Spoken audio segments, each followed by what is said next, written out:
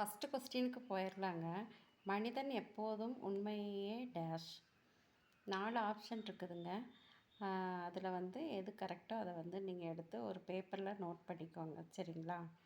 2வது கொஸ்டின் ஆழக்கடல் பிரித்தெழுதுக. அதை வந்து 4 ஆப்ஷன் அதே மாதிரி ஏபிசிடி கொடுத்துருக்கு. அதில் கரெக்டாக எதுவோ எடுத்து எழுதிக்கோங்க. 3வது கொஸ்டின் இல்லாதது ப்ளஸ் இயங்கும் சேர்த்து எழுதுக.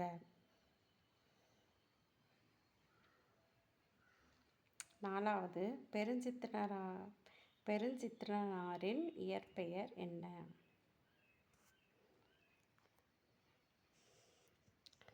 அப்புறம் 5வது கொஸ்டின் பாடல் அடிகளில் முதல் எழுத்து ஒன்று போல வருவது எதுகையா மூணையா?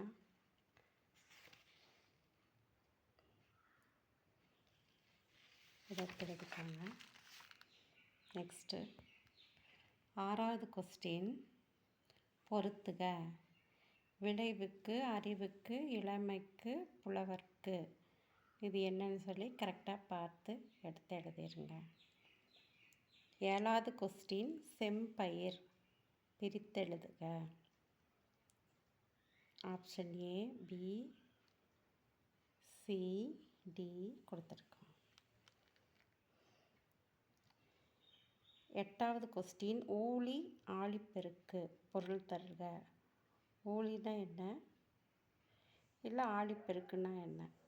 2ல் ஏதோ ஒன்று எடுத்து எழுதிருங்க. நான் வந்து 2ஐயும் போட்டுட்டேன்.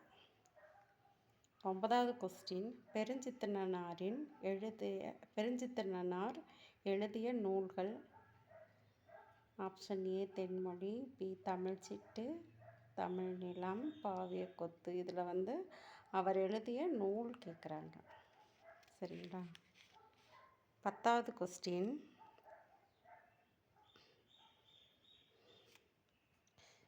தேன் தோன்றியது போல மக்கள் நாவில் செந்தமிழே நீ தோன்றி வளர்ந்தாய் வாழி அப்படின்னு யார் சொல்லியிருக்காங்க? பாரதியாரா, கண்ணதாசனா, அப்புறம் பாரதிதாசனா, வாணிதாசனா? இது கரெக்டுங்க.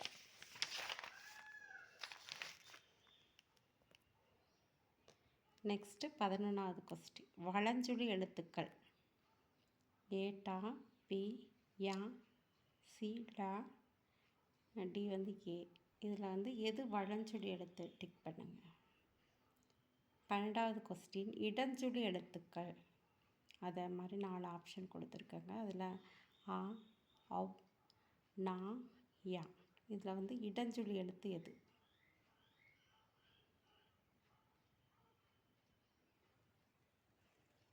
தமிழின் கிளவியும் அதனான் அற்றோ. தமிழின் கிளவியும் அதனான் அற்றோ. இது வந்து இந்த செய்யுள் வழி வந்து எந்த இதில் இருக்குது? தொல்காப்பியத்தில் இருக்கா, சிலப்பதிகாரமா, அப்பரா, திருக்குறளில் இருக்கா? எது கரெக்டாக எழுதுங்க. அப்புறம் 14வது கொஸ்டின் இமிழ்கடல் வேலியை தமிழ்நாடு ஆக்கிய. இந்த வார்த்தை வந்து எதில் இருக்குது? அதே போல் தான். தமிழன் 15வது கொஸ்டின் தமிழன் கண்டாய் சிலப்பதிகாரமா, வஞ்சி காண்டத்தில் இருக்கா, அப்பந்தில் இருக்கா, தொல்காப்பியத்தில் இருக்கா? எது கரெக்ட் ஆன்சர் எடுத்து எழுதிக்கோங்க. அப்புறம் இலக்கண நூல்கள் எது? நம்ம தமிழ் இலக்கண நூல்கள், தமிழ் மொழியின் இலக்கண நூல்கள் எது? தொல்காப்பியம், நன்னூல், ஏ அண்டு பி. அதை 2மேவா இல்லை 8 தொகையா? ஓகே. 14 கொஸ்டின். அடுத்தது 17வது கொஸ்டின் தமிழ் எண்களை 1 முதல் 5 வரை வரிசைப்படுத்துக. இப்போ தமிழ் எழுத்துக்களில் எழுதியிருக்கேன். அது வந்து நீங்கள் 1 2 3ங்கிறத நீங்கள் வரிசைப்படுத்தி எழுதணும். 18வது கொஸ்டின் 8 தொகையும் 10 பாட்டும் எந்த நூல்? இலக்கண நூலா, இலக்கியமா, காப்பியமா, சங்க இலக்கியங்களா? தேர்ந்தெடுத்து எழுதுக. 19வது கொஸ்டின் மா என்னும் பொருள் என்ற சொல் வந்து பொருள் எது? பெரிய, வண்டு, மரம். இதில் வந்து எது அப்படிங்கிற பொருள் தர்றது, இல்லை அனைத்து பேவா டி. அப்புறம் 20வது கொஸ்டின் பொறுத்துக. வேளாண்மை, உழவர், உலகம், மருந்து. இது வந்து இந்த சொற்கள் வந்து எந்த நூலில் இருக்குது? அகநானூறா, தொல்காப்பியமா, திருக்குறளா, நற்றிணையா? பார்த்துக்குங்க. 21 ஒரு பொறுத்துக கொடுத்துருக்குறேன். இது வந்து அதே போல் தான். மீன், புகழ், அரசு, பார். இதில் வந்து எந்த நூலில் இருக்குது அப்படிங்கிறத நீங்கள் டிக் பண்ணுங்கள். 22வது கொஸ்டின். 8 தொகை நூல்களுக்குள் முதலாவது ஆக வைத்து எண்ணப்படும் நூல். இந்த கொஸ்டினுங்க ஓல்டு கொஸ்டின் பேப்பரில் கேட்டது கொஸ்டினுங்க, அதனால தான் எடுத்து எழுதுகிறேன். தொன்மை என்னும் சொல்லின் பொருள். அடுத்தது மா என்னும் சொல்லின் பொருள்.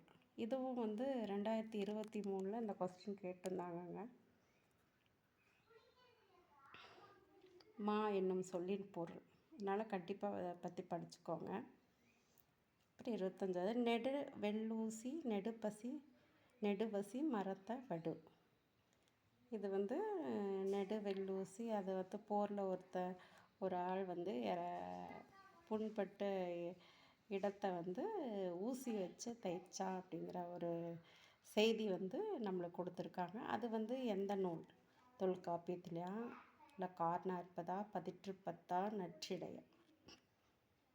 26வது கொஸ்டின். கோட்டுச்சுறா எரிந்திசை இடம்பெற்றுள்ள பாடல். அதே மாதிரி தாங்க. திணையளவு போதா சிறு புல் நீர் நீண்ட பனையளவு காட்டும்.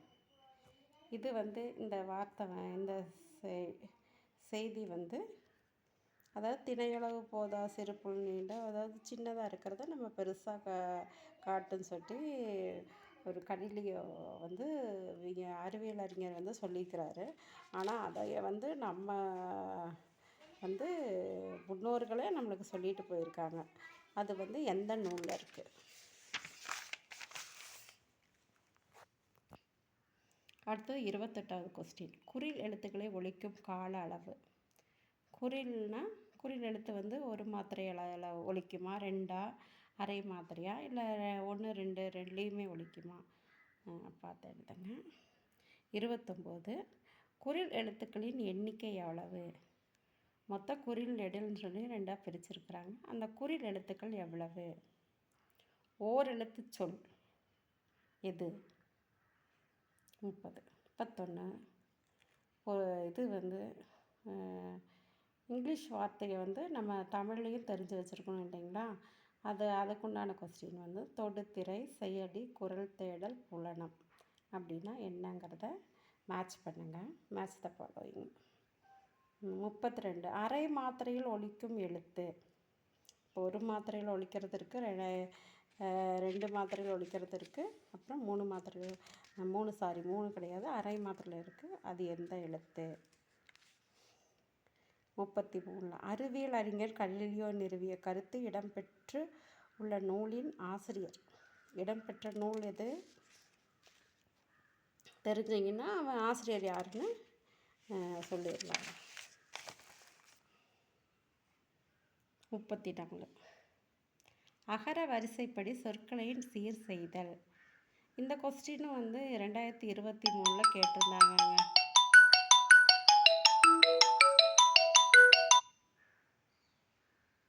சரிங்களா? இது வந்து அகர வரிசையில் எழுதணும். சரியான அகர வரிசையை தேர்ந்தெடுத்துக்க. இதுவும் கொஸ்டினில் கேட்டிருந்தாங்க. 35 கொஸ்டின்ஸு தமிழில் ஃபஸ்ட் யூனிட்லேருந்து எடுத்துருக்குங்க. அப்புறம் 36 வந்து சுருக்குக. மேக்ஸு 24 +2 × 8 வகுத்தல் 2 -1. இதை வந்து சுருக்குனா நம்மளுக்கு ஆன்சர் வந்து என்ன வருது? அதே மாதிரி 37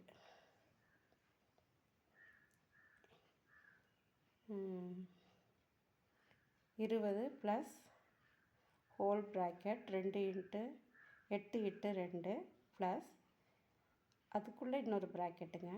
இப்போ இது போர்டு மாஸ் விதியை பற்றி நம்ம யூஸ் பண்ணி இது செய்யணும். செஞ்சு ஆன்சர் எவ்வளோ வருதுன்னு பாருங்கள். 38வது கணக்கு. போர்டு மாஸை பயன்படுத்தி சரியான குறியீட்டை எழுதுக. இப்போ ரெண்டுக்கு உள்ள நடுவில் ஒரு கட்டம் போட்டிருக்காங்க. அதில் வந்து என்ன வருது அப்படின்னு சொல்லி நீங்கள் போட்டு பார்த்து எடுத்துங்க. அப்புறம் 39வது கொஸ்டின். 1 + 5 + 9 இப்படி வந்து ஒற்றை வரிசையில் வருதுங்க. இந்த தொடரில் எத்தனை உறுப்புகளை கூட்டினால் கூடுதல் 190 கிடைக்கும்? எத்தனை உறுப்புகள்? ஆப்ஷன்ஸ் கொடுத்துருக்குங்க, அதை எடுத்து எழுதுங்க. 40. சுருக்குக. இது வந்து பின்ன அடிப்படையில் வந்து இது செகண்ட் டைப் ஆஃப் சுருக்குக. சரிங்களா? இதில் வந்து எது ஆன்சர்னு சொல்லி எழுதிருங்க. ஃபார்முலா தெரிஞ்சிருந்தால் ஈஸியாக போட்டுடலாம். பாருங்கள். இது 41வது வந்து ஏஎஸ்ஐ என்பதன் விரிவாக்கம் என்ன அப்படின்னு கொடுத்துருக்கோம். நான் ஆன்சரை கொடுத்துட்டேன்னு நினைக்கிறேன். இது வந்து தெரிஞ்சுக்கோங்க, அவ்வளோதான். 42. இந்திய தொல்லியல் துறை எந்த ஆண்டு நிறுவப்பட்டது? இது ஜிகேலேருந்து எடுத்துருக்குறோங்க. 40 கொஸ்டின். 41வது. 42. இந்திய தொல்லியல் துறை வந்து எந்த ஆண்டு நிறுவப்பட்டது? முதல்ல சிந்துவெளி நாகரிகத்தின் முன்னோடி யார்?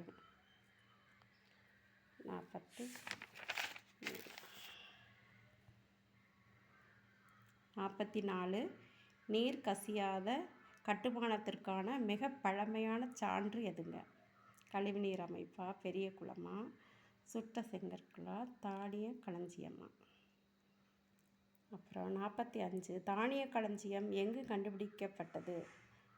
அந்த மாநிலம் எது? குஜராத்தா, ஹரியானா, லோத்தலா, ஹரப்பாவா? போக்குவரத்திற்கு பயன்படுத்திய விலங்கு எது?